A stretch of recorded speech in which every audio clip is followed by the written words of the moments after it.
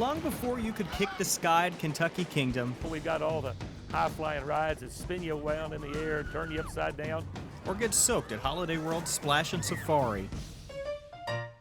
There was a first-of-its-kind amusement park opening in Kentuckiana. It was called Rose Island, even though it was actually a peninsula. But Mr. Rose was very much a marketing person, and he wanted to make it seem a little bit more exclusive. E.B. Rose opened the gates in 1923. I really enjoyed going. That year marked the first time people from the area could experience the thrills of a roller coaster and Ferris wheel.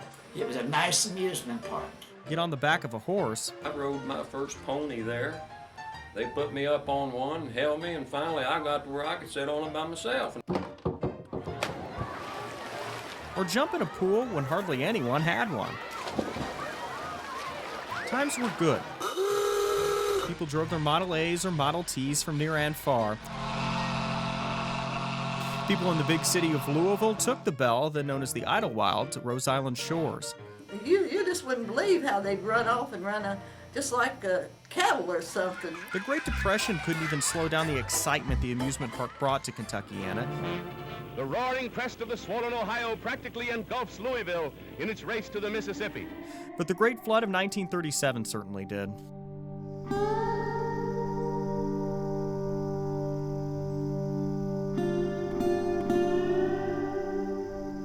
So where we're standing would probably have been under at least 10 to 12 feet of water.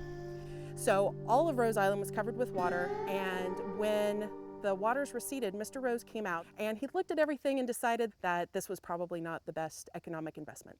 Rides and buildings seriously damaged. The future didn't look good. That flood obviously had a devastating impact here on Rose Island. As you look around, there's not a ton to see, but there are things that made it, like this fountain, something now considered an artifact and something the people of southern Indiana will soon be able to see.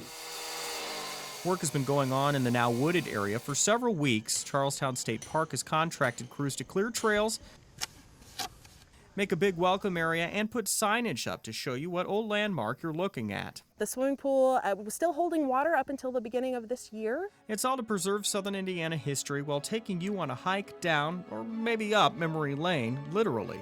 I think that is the kind of things that you don't see anymore. I think it's a wonderful deal.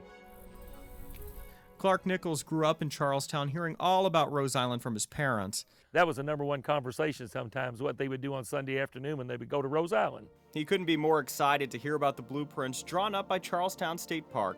In fact, he has such a special place in his heart for it that he found and bought the roller coaster and Ferris wheel from Rose Island at auction. You probably couldn't touch them or buy them from me, because, that was just history back then. The park meant that much to him, and to many others who will be able to put a place with the stories they've heard for years, and to be able to relive a little Rose Island magic when it reopens.